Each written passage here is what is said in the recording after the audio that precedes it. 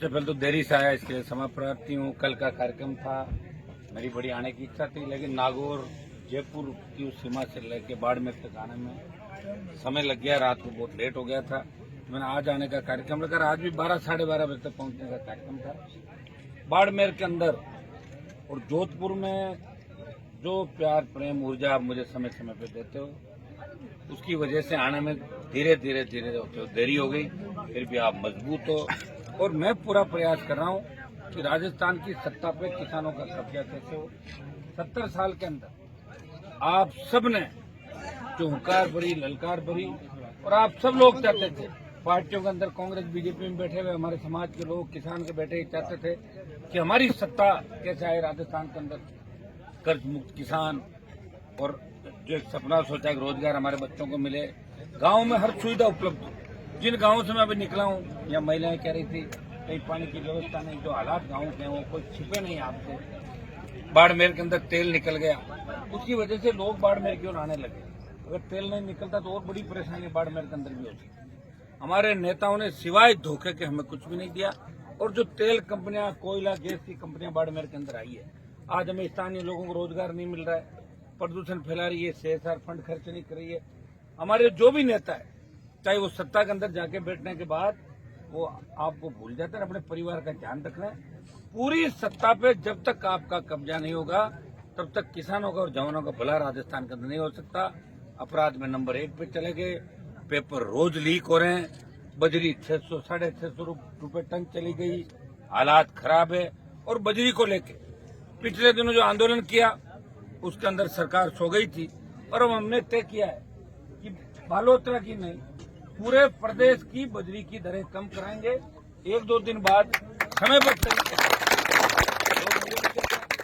7 दिन की बात कही थी, 7 दिन की बात कही थी। लोकसभा आ गई बीच में। लोकसभा में भी मुझे आपके लिए अपनी आवाज उठाना बहुत आवश्यक है, पूरा देश देखता है। अब 1-2 दिन बाद जब भी समय मिलेगा, बाड़मेर के अंदर भी एक कार्यक्रम की बात करें। टोंक, भीलवाड़ा, रिया, नागौर सहित कम से कम आधा दर्जन स्थानों पे बजरी को लेकर बड़े आंदोलन करेंगे, सभाएं करेंगे। पूरे राजस्थान के अंदर बजरी माफिया को ठीक करने का प्रयास करेंगे। टोल मुक्त राजस्थान, बजरी की दरें कम करे सरकार, और रोजगार जो 1 लाख नौकरियों की घोषणा कल बजट के अंदर करी है, उनको समय पे पूरा किया जाए, और पेपर दोबारा लीक नहीं, और पुराने पेपर की CBI जांच। उनको हमारा प्रयास पहले भी जारी था, आगे भी जारी है। लड़ते लड़ते 20-25 साल हो गए। आप देख रहे हैं, एक व्यक्ति लड़ाई लड़ रहा है, प्रयास कर रहा है, और वो उसने आपको रास्ता दिखाया कि सत्ता का रास्ता इधर जाता है। और ये मेरे प्रयासों का ही परिणाम है कि कांग्रेस और भारतीय जनता पार्टी को हमारी याद आ गई। पहले कोई देखता नहीं था, अब हमारी ओर देखने लगे। हनुमान बेनीवाल के संघर्ष का ही परिणाम था कि मोदी भी बार बार राजस्थान आ रहा है। मोदी कोई कांग्रेस से नहीं डरा, मोदी डरा राष्ट्रीय लोकतांत्रिक पार्टी से। RLP भारतीय जनता पार्टी के लिए बाधा पैदा करेंगे। इसलिए एक पिछले दिनों प्रधानमंत्री ने 3 सभाएं की, लेकिन दिया क्या राजस्थान को, बताओ मुझे। दुनिया भर खर्चे करा दिए सरकारों से रैलियां कराने में, और एक सिंगल घोषणा भी यह कार्यक्रम में, चाहे मीणा समाज का था, चाहे गुर्जर समाज का था, चाहे आदिवासी समाज का मानगढ़ के अंदर था। प्रधानमंत्री भी विकास नहीं चाहते, और उन्होंने भी बजट जो देखा था, उस बजट के अंदर कहीं भी जवान किसान को याद नहीं किया बजट के अंदर। तो भाइयों, ये बड़ी विडम्बना है। इसको दूर कैसे करेंगे? सत्ता के अंदर आने से दूर करेंगे। सत्ता एकदम से तो आपको कोई देगा नहीं, सत्ता हमें कभी मिली भी नहीं। और हमारे अंदर भी आप देखिए, जैसे हम लड़ाई लड़ने के लिए खड़े हो गए, तो एक दूसरा तबका जो रिप्रेजेंट करता है, वो दलाल टाइप के पैसे वाले जो लोग हैं समाज के अंदर, वो एक अलग गुट बना के वो कहीं न कहीं समाज को बेचने का प्रयास भी करेंगे। समय समय पर समाज को बेचा गया था, आप इन बातों को अच्छी तरीके से जानते हो। एक बार आप मुझ पर भरोसा कर लो, वो ले जाके पूरी कौम को दिल्ली में बेच देगा, कहीं ले जाके 2 टिकट ले लेगा, कुछ पैसे लेकर आ जाएगा, कह देगा मैं ठेकेदार बन गया समाज का। ऐसे लोगों से भी आपको सावधान रहना है। सबसे बड़ी समझदारी इसी बात में कि आपको इस बात का ध्यान रखना है, कौन अपना है, कौन पराया। 40 साल कोई व्यक्ति अगर आपका शोषण करे, और 40 साल वो कह दे कि मैं तो सुधर गया, अब मैं ठीक हो गया, वो कभी ठीक नहीं हो सकता। ठीक शुरू से ही होता, आदमी तो शुरू से ठीक होता, वही आखिर तक ठीक रहता है। तो वोट के लिए कुछ नहीं कर सकते, वोट के लिए समाज की याद आ जाती है, किसान की आ जाती है, किसी तरह की बातें करेंगे। हमें समझदार बनना है, और सोशल मीडिया का युग है, और मेरी जो लड़ाई है इस प्रदेश के अंदर, बाड़मेर के जवानों ने हमेशा मुझे ऊर्जा दी और बाड़मेर के जवानों के बाद पूरे राजस्थान में जोधपुर नागौर होते हुए शेखावटी अंचल और पूरे राजस्थान का जवान किसान हनुमान बेनीवाल के साथ खड़ा हुआ। मुद्दे हमारे वही थे और सबकी इच्छा थी कि सत्ता पे कब्जा करें। और ये सौभाग्य आपको मिला कि पहली पार्टी अगर किसी ने बनाई प्रदेश में तो आरडीपी पार्टी पहली किसान के बेटों की पार्टी बनी।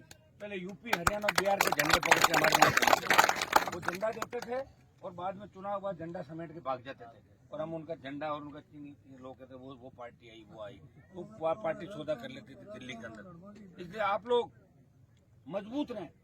मुझे पूरा भरोसा है कि पिछली बार जब बाड़मेर के अंदर 18 का चुनाव था, जहां जहां बोतल का चिन्ह था आपने मजबूती दिखाई और मैं भी कितना मजबूत हूँ। गुड़ा मलानी के अंदर बोतल का चिन्ह था, आपने कहा यहाँ वोट मत मांगना, बोतल की वजह से हमारे बुजुर्ग वो चौधरी साहब हार जाएंगे।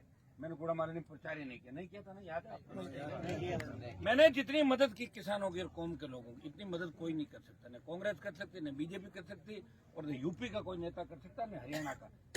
देश की लोकसभा के अंदर जब देश का किसान तकलीफ में था तो देश के कितने किसान आपके मंत्री एमपी होंगे, किसी ने सत्ता को ठोकर नहीं मारी। अकेले हनुमान बेनीवाल ने किसान कौम के लिए किया, सत्ता छोड़ी और NH-8 को जाम किया। 25 साल आपको समर्पित किए। लंबी चौड़ी बात नहीं कहूंगा, अकेला व्यक्ति हूँ, लड़ रहा हूँ। सब लोग ताकत के साथ मिलोगे और हमारे समाज के साथ साथ हमारे दूसरे समाजों के भाई, ओबीसी के भाई, पीड़ित, शोषित सारा तबका मिलेगा, तब जाके राजस्थान की सत्ता पे हमारा कब्जा होगा। एक बार अगर सत्ता को कब्जा हो गया तो सारी समस्याएं रातों रात मिट जाएगी, 1 मिनट के अंदर समस्याएं भाग जाएगी। इसके लिए सत्ता के कब्जा होना जरूरी है। मैं कांग्रेस के अंदर, बीजेपी के अंदर बैठे भाइयों से भी कहना भी रहता हूँ कि आप छोटो पार्टी बैठे रहो वहीं, आचार संहिता लगे तब छोड़ के कूद के आ जाना। खराब हो जाओगे, हमें आपकी जरूरत पड़ेगी उसकी, मैंने मदद कर देना हमारी। हम इससे आप उठा के देखोगे ना, दिल्ली तक, हरियाणा, यूपी, दिल्ली, राजस्थान आपको लड़ता हुआ नजर नहीं आएगा, बयान बदलता हुआ नजर। सुबह दिया बयान कुछ, शाम को बयान दूसरा और तीसरा और पता नहीं कहाँ जाएंगे। अभी तो आधे लोगों को तो ये पता नहीं को जाएंगे कौन सी पार्टी। अगर कांग्रेस छोड़ेंगे तो बीजेपी में जाएंगे, अलग जाएंगे, कहाँ जाएंगे उनका आता पता ही नहीं। फिर भी करेंगे हम आपकी सेवा करेंगे। अरे कौन सी पार्टी में रहकर बताओ अपनी पार्टी। कम से कम मुझे आप ये तो कहते हो कि विचारधारा पैदा करी, बच्चों को एक दिशा दी। हमेशा एक बात कहता हूँ, नशे की प्रवृत्ति से दूर रहना है। किसान के बेटे हैं, नशा तेजी से चल रहा देश प्रदेश के अंदर, हमें इस नशे से दूर रहना है। ये विषय और आपस में झगड़ा नहीं। एक दूसरी चीज ये ध्यान रखें कि छोटी छोटी बातों के लिए जो कत्ल हो रहे हैं, झगड़े हो रहे हैं, ये बिल्कुल नहीं होने चाहिए। अगर जिस दिन आपने ये समझदारी कर ली, सत्ता आपका इंतजार करिए, सत्ता के शिखर पर आप बैठोगे, क्यों लड़ने वाले आप हो। देश की सीमाएं हमसे सुरक्षित है और देश की आंतरिक सुरक्षा की जिम्मेदारी हमारी है।